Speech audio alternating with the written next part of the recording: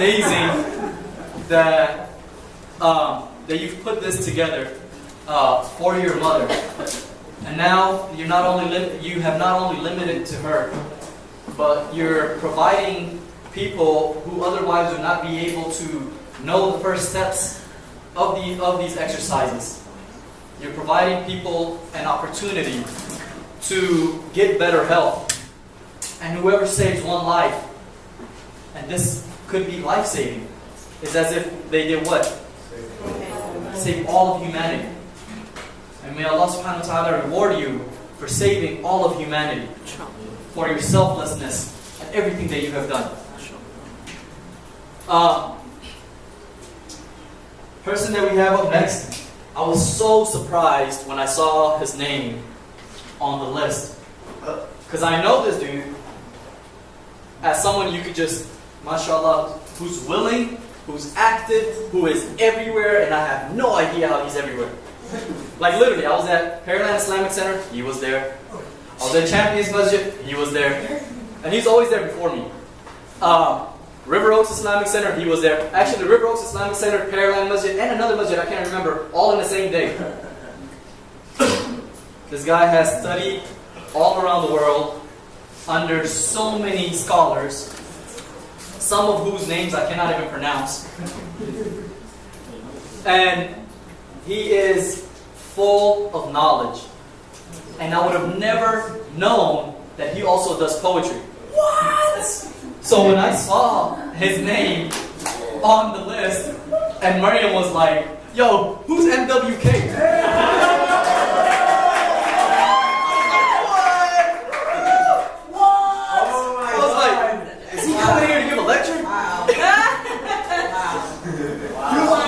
I know, right? MashaAllah. Guys, say MashaAllah. So, without further ado, I invite up to the stage Mr. Mr. Hagi-Mohamed will see you on. Come on now, let's put some fire.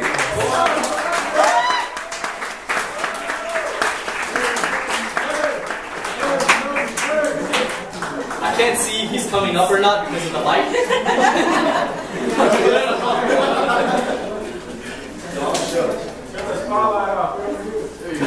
He is the spotlight. More mine. I told you. So I was really excited when I heard about this rhymes program, and I used to dabble in poetry back when I was a student, when I was a teenager in South Africa. And I was like, you know what? I'm pretty excited. I wrote a couple of poems for Facebook. I want to do this thing. So every day for, I think 2 days ago or a day before, every couple of hours they were giving a message, right? So-and-so person's doing a poem. So-and-so person's doing a rhyme. And I was reading, this guy published a book. This guy's done this. I was like, oh crap. I was so excited. I'm going to find a cave, and no one messaged me. I was like, I don't have to perform. And then I met one of the brothers, his name is slipping my mind, in Bear Creek Masjid. And he was like, you know what, I'm coming here to perform. And I was like, you know what, alhamdulillah, I don't have to perform because I wasn't told. I haven't sweated this much since my first speech. So then I came here and I was like, you know what, I'll pull open one of the old poems that I've done or something. And then I hear the first sister who spoke on the shattered soul.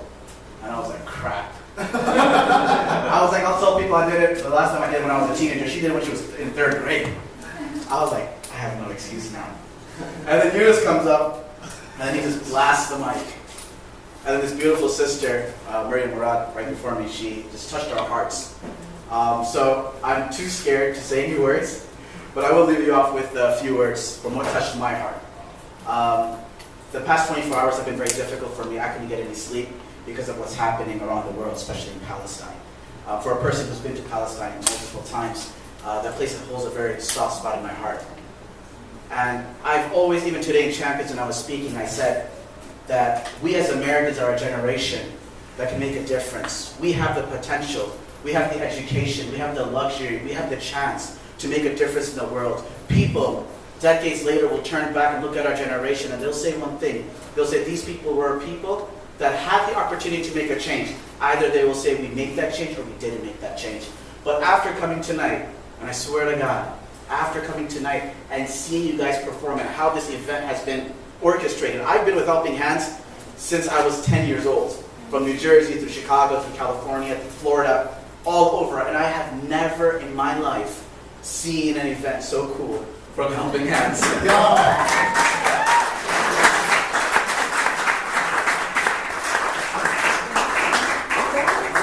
I walked inside, first from the warehouse, my first time here. And I was like, yeah, seems like a Helping Hands event. And then I'm looking, I see all these musallas, and I'm like, yep, Helping Hands event. And then I see this door shaking, and I thought it was a toilet. So I was like, I don't know if I should open it, and then, or I should just wait. So I just waited for like 5 minutes, and like no one was coming on. This door just kept on shaking. I was like, all right, it's not a toilet. So then I open the door, and I see everyone standing, and I come through, and I see the vibe here. And it hit my heart at that time, and I said, you know what, wallahi, if there's a group of people that can make a difference in this world and change the world for better, it's the people that are sitting in this room. My prayers are with you guys, and you guys inspire me, and I'll tell you, not many people can make me sweat and shake on the mic, and y'all did that.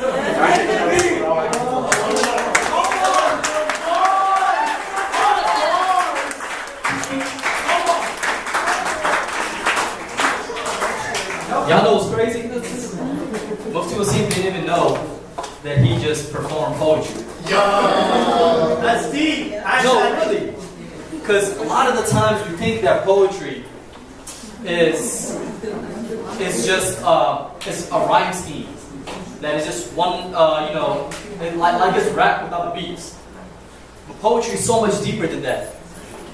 And what you did right now was a poem. It was a poem for Palestine. It was a poem that for believing in the next generation, in the generations to come. It was a poem for the youth, and it was a poem of empowerment. Yeah. That was amazing.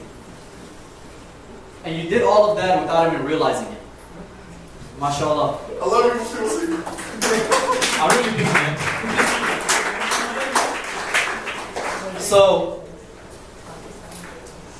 and because of what, oh yeah, and a couple of things that he said about, you know, how cool this thing was, a lot of it was her idea, and her idea, and I don't know where the rest are because I can't see y'all, but they were like, where?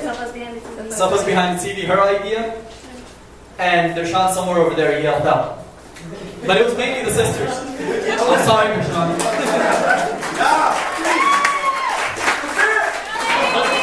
Only ladies can look at a room this ugly and say we can make it so beautiful. Yo, do you know what I'm standing on right now? These are pallets. They got pallets, boarded it up, bought these laminate tiles from Home Depot, put them on top, nailed these in. They got this random stuff and clipped it up with some hijab pins. And only sisters can do that, mashallah. One time for the sisters! Oh. All that IKEA.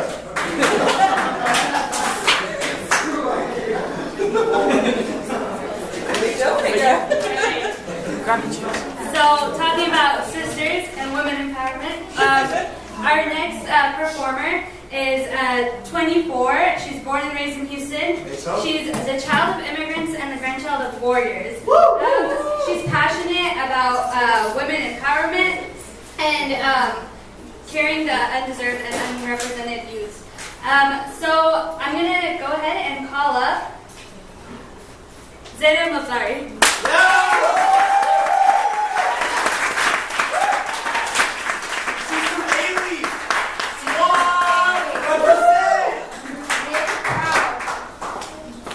She's a doctor. And she's a doctor. In training. And more big. Follow her on Instagram. Dizina. I'm your biggest fan. Thank you. Shout out to that guy over there. Iman, shout out to him. Everyone applaud.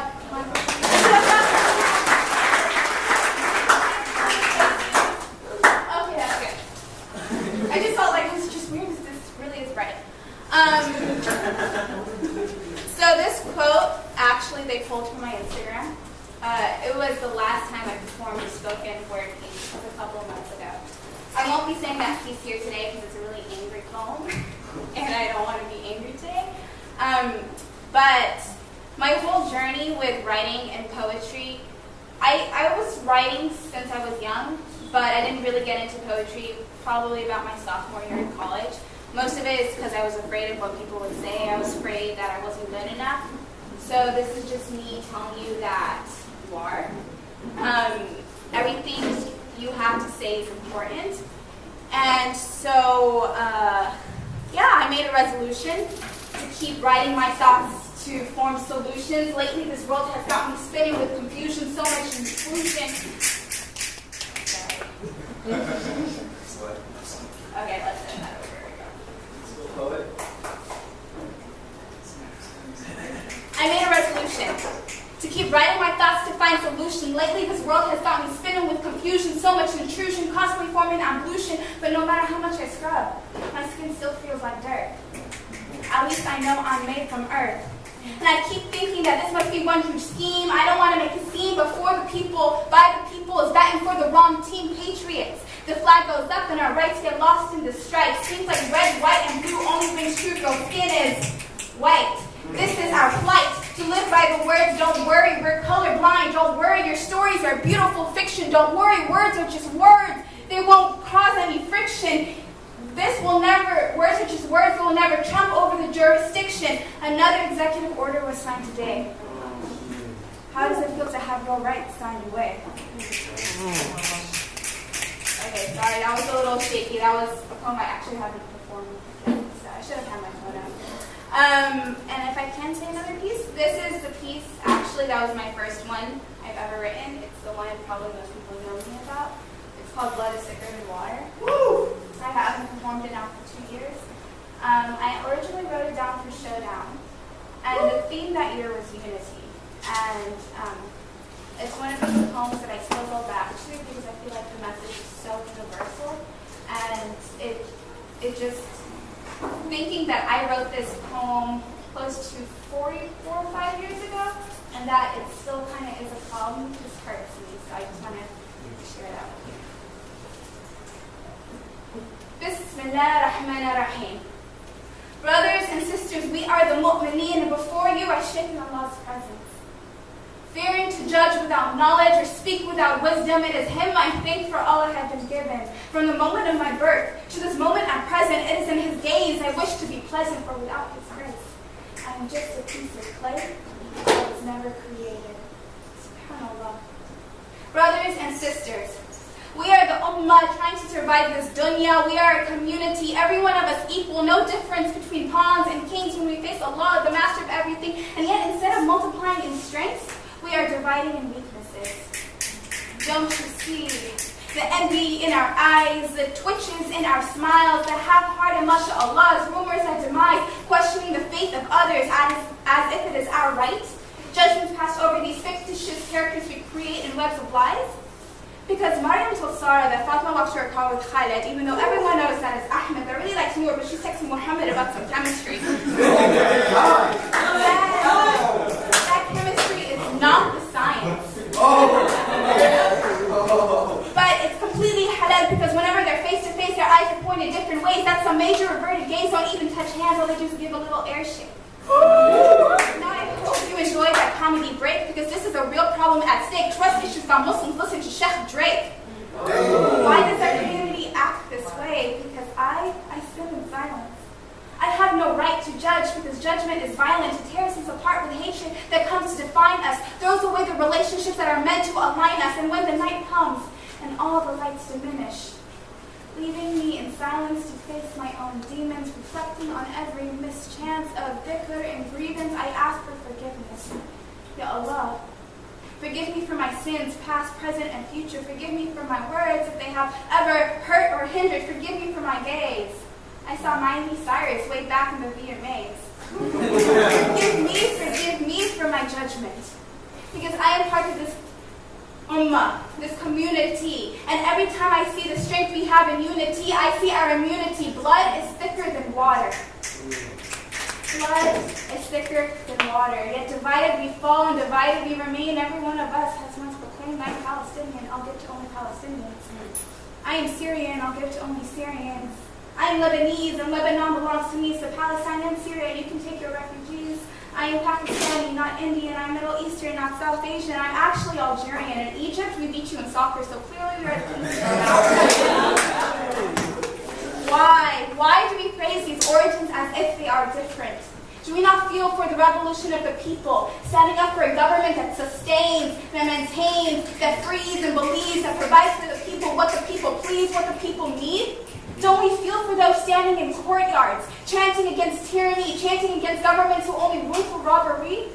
Don't we feel the strength of the child, standing with a pebble for a bullet in front of a military tank, standing for something much bigger than a machine gun pointed right at his face, something much bigger than tainted flags waving in military bases? Don't we feel for the mother who outlived? Burdened with her failure of motherly protection, don't we pray that she finds paradise in the defeat of her children? Don't we pray for the believers who follow the call to prayer, who march to masjids and keep on standing so they can bow down to their Creator, and yet divided we remain, ya ummah? Blood is thicker than water.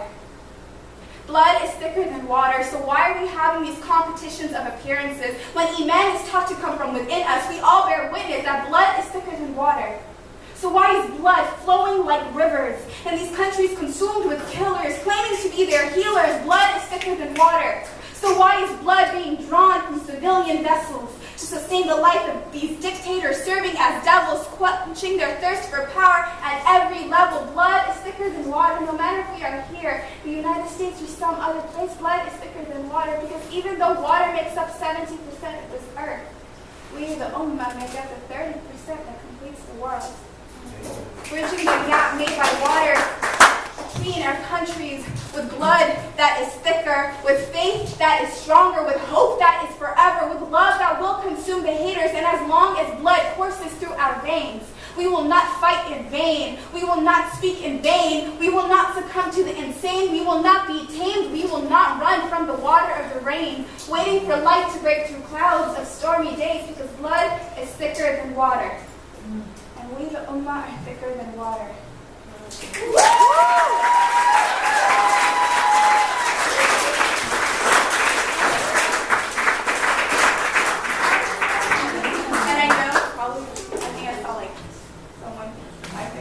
I'm going to sing this poem so you guys can, see yourself. So this is one it's a short poem. It's really small. It's kind of a freestyle form.